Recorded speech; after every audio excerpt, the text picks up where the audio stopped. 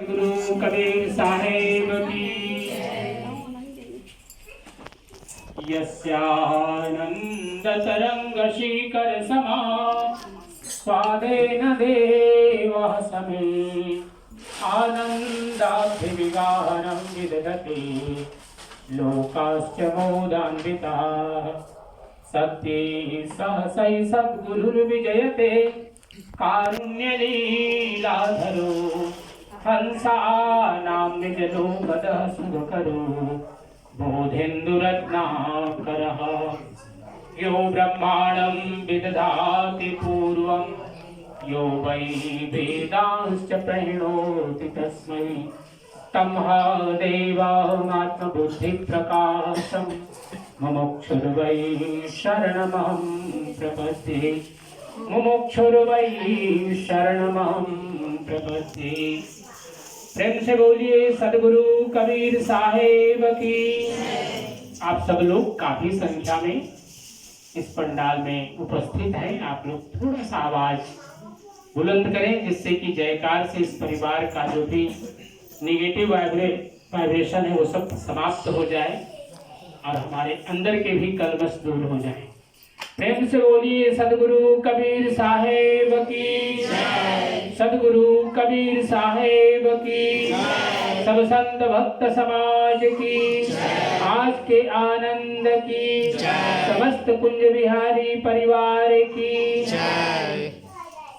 सत्य पुरुष परमात्मा हम सबके हृदय में विराजमान सदगुरु कबीर साहेब, परम आदरणीय महंत श्री दिनेश दास जी साहेब अभिलक, परम आदरणीय महंत श्री अमर साहेब ब्रिजमोहन, परम आदरणीय परम श्रद्धेय हमारे पंडितगण, विद्वत वृंद, सभी हंसजन, देवियों, सज्जनों और प्यारे बच्चों, परम पावन अवसर परम श्रद्धेय माता कल्याणी कुंज बिहारी जी, उनके पुत्र श्री गिरीश कुंज बिहारी जी और गिरीश जी की धर्मपत्नी श्रीमती अमृता कुंज बिहारी जी, उनके पुत्र कृष्णा कुंज बिहारी, माता जी की बेटी निवेदिता और उनके पुत्र श्री अभय।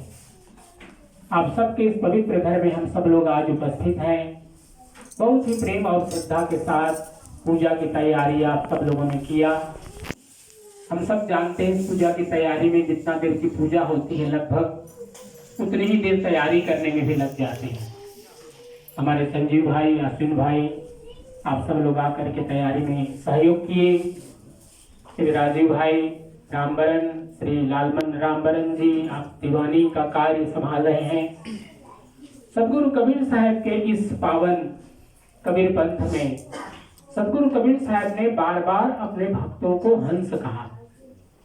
मैं जाना कुल हंस हो ताते किन्ना संग। इसी प्रकार सुन हंसा प्यारे तर सरवर तज कहाँ जाए। बहुत बार कबीर साहब ने अपने भक्तों को साधु कहा, भाई कहा, संतों कहा। इसी प्रकार हंस के रूप में भी बहुत बार संबोधित किया। सदगुरु कबीर साहब अपने भक्तों को हंस क्यों कहते हैं? एक संस्कृत में श्लोक आया, अनंत शास्त्रम बहुलाश्च विद्या अल्पश्च कालो बहुविघ्नता च यत्सारभूतं तदुपासनीयं हंसो यथा क्षीरमिवाम्बुमध्यात्। प्रेम से बोलिए सदगुरु कबीर साहेब की। सदगुरु कबीर साहब अपने भक्तों को या भक्ति के मार्ग में हंस बनने को क्यों इतना प्रमुखता देते हैं? उसके पीछे एक बहुत बड़ा कारण है। आज ये पक्षी हंस जिसे हम कहते हैं ये उपलब्ध नहीं हो सकता है, किसी युग में, पूर्व के युगों में रहा होगा, लेकिन उसका उदाहरण, ये दो चीजों का उदाहरण सदा से हमारे संत लोग, विद्वान लोग देते रहे हैं। एक तो पारस मणि का, जिसके छूने से लोहा कंचन बन जाता है, और दूसरा ये पक्षी हंस, जिसके सामने अगर दूध और पानी मिला हुआ पेय पदार्थ रख दिया जाए तो वो दूध को ग्रहण कर लेता है, पानी को छोड़ देता है। तो हम सब लोग के भी जीवन की यह यात्रा, क्योंकि हम सब लोग भक्ति की यात्रा कर रहे हैं, कबीर पंथ के भक्ति का यह स्वरूप सात्विक ज्ञानयज्ञ आनंदी चौकार, क्योंकि ये चौका आरती सदगुरु कबीर साहब ने भक्तों को इसीलिए दिया कि इस भक्ति के माध्यम से वो अपने जीवन के सभी जो भी कष्ट है वो तो दूर कर ही सके, साथ ही साथ भक्ति के माध्यम से सत्पुरुष परमात्मा की ओर बढ़े। क्योंकि ये जो जन्म हमारा है, जब हम लोग गुरु दीक्षा लेते हैं तो क्या कहते हैं, जन्म जन्म के सोवल मनवा दे सत शब्द जगा दीजिए, दे सत शब्द लखा दीजिए, गुरु पैया लागो नाम को लखा दीजिए। जब गुरु दीक्षा लेते हैं हम सब लोग मान साहब के द्वारा भक्तों को, तो हमारे भजन मंडली के जो संगायक हैं वे लोग गाते हैं कि गुरु पैया लागो नाम को लखा दीजिए। क्योंकि ये जो यात्रा है अभी हम देख रहे हैं, इस जन्म की यात्रा नहीं है। हमारे शरीर छूटते हैं लेकिन जीवन की यात्रा चलती रहती है।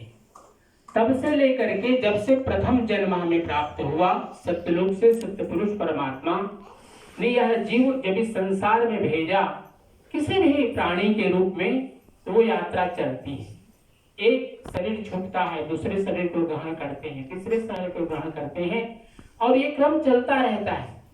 और चलते चलते हम सब लोग इस यात्रा में इस पड़ाव पर आए हैं जिसको कहा गया साधन धाम मोक्ष कर द्वारा, अर्थात यह मानव शरीर मोक्ष का द्वार है।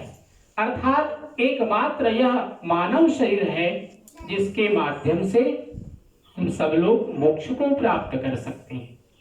हमारे हिंदू आर्य सनातन संस्कृति में बहुत बहुत संप्रदाय है। धर्म तो मानव है, संप्रदाय बहुत है, जिसमें एक संप्रदाय हमारा कबीर पंथ है। इसी प्रकार से मॉरिशस में अगर देखा जाए तो वैदिक पौराणिक, उसी में जो है ब्रह्मा कुमारी और हरे राम हरे कृष्णा, अनेक अनेक प्रकार के संप्रदाय हैं। एक प्राचीन ग्रंथ हुआ जिसको महाराज मनु ने लिखा, उसका नाम था मनुस्मृति। और मनुस्मृति में धर्म के लक्षण गिनाए गए, 10 धर्म लक्षण गिनाए गए। धृति क्षमा दमोस्तेयम शौचमिंद्रिय निग्रह धीर्विद्या सत्यम क्रोधो दशकम धर्म लक्षणम। प्रेम से बोली सदगुरु कबीर साहेब की जय। हम अपने वैदिक संस्कृति, पौराणिक संस्कृति या संतों की वाणी, ये कोई अलग नहीं है। भले ही आज इनके नाम पर संप्रदाय बन गए हैं कि भाई ये पुराणों को मानने वाले हैं, ये वेदों को मानने वाले हैं, ये संत वाणियों को मानने वाले हैं, लेकिन जो हमारी संस्कृति है, आदि संस्कृति है, सनातन संस्कृति जिसे हम कहते हैं, उसमें कोई भिन्नता नहीं है। सदगुरु कबीर साहब ने ये जो 10 धर्म के लक्षण गिनाया महाराज मनु ने, महाराज मनु को बताते हैं कि वो प्रथम राजा हुए, प्रथम शासक हुए इस पूरे पृथ्वी पर, प्रथम शासक के रूप में, इसलिए मनु के नाम से सब मानव हम सब लोग कहलाते हैं। और उन्होंने लिखी ये स्मृति ग्रंथ मनुस्मृति, और उसमें 10 लक्षण उन्होंने गिनाए। सदगुरु कबीर साहब ने भी जो 84 अंग साखी ग्रंथ में लिखे उन्होंने दिया है, उसमें इन सभी 10 जो लक्षण हैं धर्म के, सबको उन्होंने विस्तार पूर्वक समझाया साखियों के माध्यम से। क्योंकि कबीर साहब की जो वाणी थी, स्वयं कबीर साहब गाते थे और उसका वो व्याख्या करते थे, प्रवचन करते थे। सदगुरु कबीर साहब ने 3 चीजों को बहुत महत्व दिया। इनमें से 3 चीजों को बहुत महत्व दिया। उनमें से 3 क्या हैं? सबसे पहला है सत्य, और दूसरा है अहिंसा, और उसके बाद है समता। सदगुरु कबीर साहब के साथ लोग जो जुड़े, अगर हम देखें सदगुरु कबीर साहब के 120 वर्षों की जीवन यात्रा को, तो इन चीजों का हर जगह दर्शन हमें प्राप्त होता है। जब पंडित और मौलवियों ने कबीर साहब के प्रति षड्यंत्र रच करके उनके नाम से बड़ा भंडारा किया, सदगुरु कबीर साहब ने उसको जान लिया और उस भंडारा को इतना सुंदर ढंग से किया कि क्या छोटा जात क्या बड़ा जात जो भी आए, अखंड भंडारा चल रहा है 7 दिन तक, सबको वहां उसमें महाप्रसाद सबको प्राप्त हुआ। इसी प्रकार कबीर साहब जब दक्षिण की यात्रा में थे, तो वहां पर पंडितों ने सोचा कि कबीर साहब तो वेद नहीं जानते होंगे, इसलिए एक नियम बनाया कि जो व्यक्ति वेद पढ़ सकता है वही हमारे पंगत में बैठ करके साथ में भोजन कर सकता है। ये ब्राह्मणों ने एक षड्यंत्र किया। कबीर साहब जान गए, तन की जाने मन की जाने जाने सबके चित्त की चोरी। तो उस सदगुरु से क्या छिपा है। सदगुरु कबीर साहब जब जान गए कि इनके मन में एक जातिवाद का भ्रम है, कबीर साहब का कोई अहंकार नहीं, वो खाली चाहते थे ये जो भटके हुए लोग हैं उनके अंदर में जो भ्रम की एक गांठ बन गई है वो दूर हो जाए। सदगुरु कबीर साहब के साथ में जो भैंसे चल रहे थे जिसमें सामान लाद करके यात्रा होती थी, धर्म यात्रा, उसको आज भी हम लोग भारत में रम्मत कहते हैं। रम्मत, धर्म यात्रा को रम्मत कहते हैं। संत हैं, भक्त हैं, सब लोग मिलकर चलते हैं। अब तो गाड़ियां हो गई, अब तो कोई समस्या नहीं है, लेकिन प्राचीन काल में वो बैलगाड़ी, भैंसा गाड़ी इसमें रख करके चलते थे। एक भैंसा को बुलाया कबीर साहब ने और उसको थपथपाया उसके मुख को, और वो थपथपाने के बाद वो भैंसा क्या शुरू किया, उसने शुरुआत किया कि ये जो वेद के हमारे जो ऋचाएं हैं उन्होंने बोलना शुरू किया,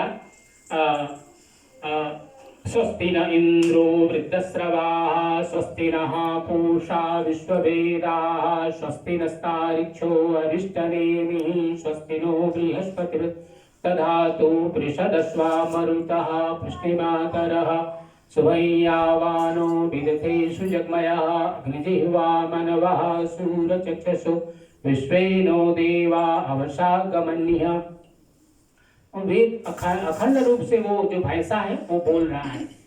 तो शक्ति तो सदगुरु कबीर साहब ने दिया, लेकिन जो ब्राह्मण समाज था जिनके मन में भ्रम था कि कबीर साहब तो जुलाए हैं, वो वेद नहीं जानेंगे। कबीर साहब ने सोचा कि मैं क्या वेद की वाणी बोलूं, ये भैंसा तुम्हारा बोल रहा है, लाओ ले जाओ बैठाओ इसको अपने बीच में, इसके साथ तुम लोग भोजन करो। सब लोग बहुत शर्मिंदे हुए। इसी प्रकार स्वामी रामानंद जी के पास जब कबीर साहब गए तो कबीर साहब को लगा कितना महान संत, लेकिन एक छोटा सा भ्रम इसके अंदर आ गया है कि मैं जाति का ब्राह्मण बड़ा जात का हूँ। कबीर साहब ने उनके समक्ष जाकर के एक कबीर बाहर, एक कबीर स्वामी रामानंद जी के बगल में बैठा दिया। स्वामी रामानंद जी समझ गए कबीर साहब कोई साधारण व्यक्ति नहीं है, उनके परात्पर ब्रह्म होने की उन्होंने प्रमाणिकता को समझा और उनके अंदर में जो जातिवाद का भ्रम था, क्योंकि स्वामी रामानंद जी न केवल ब्राह्मणों के साथ ही किसी भी जाति का कोई व्यक्ति हो, संत हो, प्रत्यक्ष दर्शन नहीं देते। उनके सामने हर समय पर्दा लगा होता था, पर्दा के बाहर लोग खड़े होते थे, बाहर से बात करते थे। लेकिन जब कबीर साहब ने उनको अपना गुरु के रूप में स्वीकार किया, और देखिए कभी कभी गुरु शिष्य के भ्रम को निवारण करता है, लेकिन कबीर साहब ने अपने गुरु के भ्रम के निवारण कर दिया। और उसके बाद फिर स्वामी रामानंद जी ने हर धर्म के, हर संप्रदाय के, हर जाति के लोगों को अपना शिष्य बनाया, जिसमें रैदास जी और भी पीपा प्रहलाद, इसमें सेना नाई और अनेक अनेक संत हुए जो स्वामी रामानंद जी से जुड़े। और कबीर साहब ने एक परंपरा चलाई जो पहले नाम के आगे आनंद लगता था, जैसे आपने देखा होगा अष्टानंद, ब्रह्मानंद, या आनंद शब्द लगाया जाता था। कबीर साहब ने कहा कि आज से, अब से वैष्णव परंपरा में दास लगाया जाएगा। और आप देखते हैं आज चाहे वैष्णव परंपरा के राम जी के भक्त हों, चाहे कृष्ण के भक्त हों, सब लोग अपने नाम के आगे दास लगाते हैं। दास का मतलब सेवक, लेकिन सेवक व्यक्ति का, समाज का या किसी जातिवाद से इसका कोई जुड़ाव नहीं है।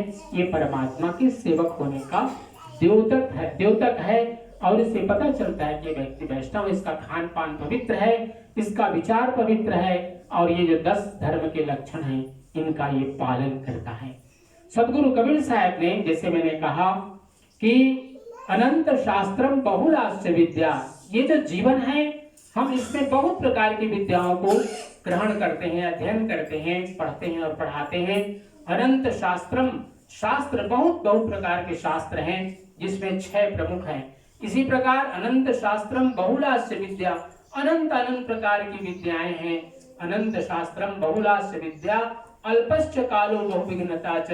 हमारा जीवन अगर 80 वर्ष का है तो 8-8 घंटे रोज का अगर निकाल दें सोने में, 8 घंटा नौकरी करने में, और उसके बाद जो बचता है घर परिवार को देखने में, शॉपिंग करने में और मौज मस्ती करने में, तो कितना समय बच जाता है। 80 साल का उम्र का मात्र 20 वर्ष बचता है, 60 वर्ष हमारे अन्य अन्य कालों में चले जाते हैं। इसलिए शास्त्रकार कहते हैं अल्पश्च कालो बहुविघ्नता, अनेक प्रकार की विघ्नताएं हैं जिसमें आदमी कभी बीमार पड़ जाता है, कभी अन्य अन्य परेशानियों में भटक जाता है। और समय बहुत कम रह जाता है। अनंत शास्त्रम बहुलास्य विद्या अल्पश्च कालो बहुविघ्नता च यत् सारभूतम। जो संसार में सारभूत है, सारभूत क्या है? यही जो सत्य का संग है, हम करते हैं सत्य का संग। सामान्यतः भजन गाने को लोग सत्संग समझते हैं, लोग कभी कभी समझते हैं मेडिटेशन करना ये सत्संग है, कभी कभी लोग सोचते हैं धर्म ग्रंथ का अध्ययन करना ये सत्संग है। निश्चय ये सभी सत्संग के ही अंग है, लेकिन वास्तव में सत्संग वह है जितना समय हम परमात्मा का स्मरण करते हैं, उनके संग हमारा मन जुटा रहता है। यही योग है, यही महायोग है, जो मन और आत्मा का परमात्मा से जितना समय का मिलन होता है।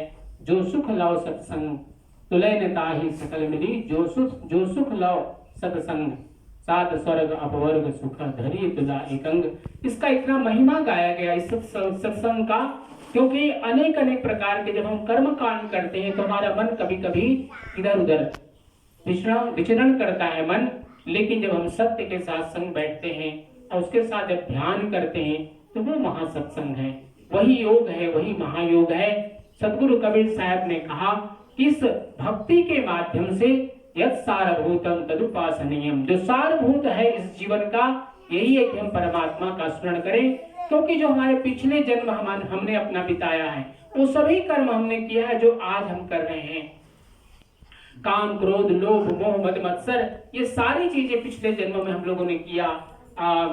जितना भी आहार निद्रा भय मैथुन च सामान्य में तत् पशुभिर नराणाम धर्मो हि तेषाम अधिको विशेषो धर्मेण हीना पशुभिः समाना।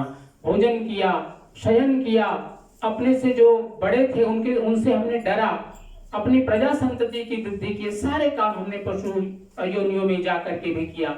लेकिन इस जन्म में आकर के यही एकमात्र है जिसको साधन धाम मोक्ष का द्वार कहा गया। इस जन्म में आकर के हम भक्ति कर सकते हैं, परमात्मा का स्मरण कर सकते हैं, उनका गुणानुवाद कर सकते हैं। उनके लिए जो हमारे कर्मकांड के रूप हैं, कथा करते हो, हवन करते हो या पूजा गुरु की करते हो, ये सभी एक कर्मकांड का भक्ति का स्वरूप है। ये सब केवल मनुष्य कर सकता है, ये परमात्मा ने शक्ति दी। इसलिए जो हंस शब्द है, यत् सारभूतम तदुपासनीयम हंसो यथा क्षीरमिवाम्बुमध्यात्, अर्थात जिस प्रकार से हंस दूध को ग्रहण करता है, ऐसे ही हम अपने शास्त्रों में जितनी भी बहुत सारी चीजें शास्त्रों में लिखी हुई हैं, लेकिन सब हमारे लिए उपासनीय नहीं है, सब ग्रहणीय नहीं है। लेकिन जो सारभूत है वो हमें गुरु बताते हैं, गुरु के माध्यम से हमें जानकारी मिलती है कि क्या हमारे जीवन के लिए आवश्यक है। तो ये भक्ति की धारा जिसमें हम आप सब लोग चल रहे हैं, ये भक्ति, ये कुंज बिहारी परिवार, जब से मैं मॉरिशस आया हूँ पिछले 25 वर्ष मेरे बीत गए, 26वां साल चल रहा है। आप सब लोगों का प्रेम बहुत ही उत्तम। कुछ आप परिवार यहाँ पर हैं, कुछ आप लोग हाईलैंड्स में रहते हैं और बहुत ही भाव भक्ति के साथ जीवन आप सबका होता है, चलता है। ऐसे ही भाव भक्ति के साथ आप लोग अपने जीवन को चलाते रहें।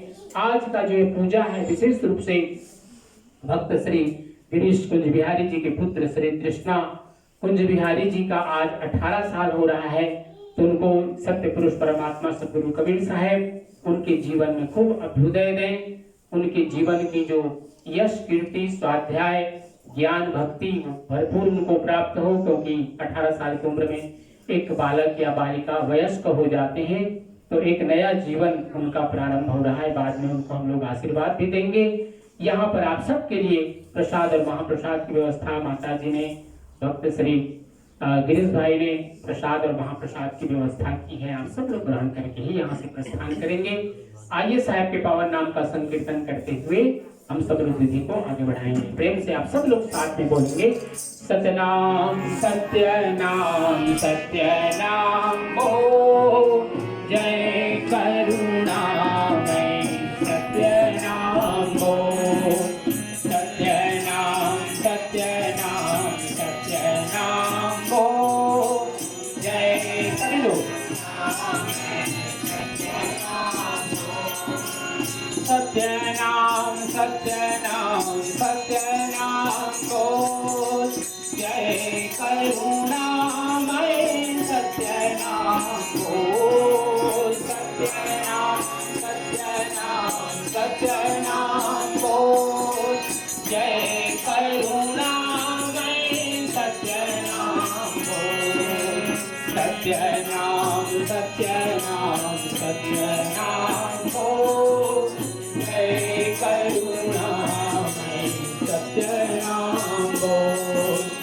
जय करुणामय सत्यनाम बोल, जय करुणामय सत्यनाम बोल। आइए प्रेम पूर्वक सदगुरु सत्य पुरुष परमात्मा के चरणों में हम सब लोग 3 बार बंदगी करेंगे। हमारे बंदगी में आप सब लोग भी साथ हो जाइए। साहेब बंदगी, साहेब बंदगी, साहेब बंदगी।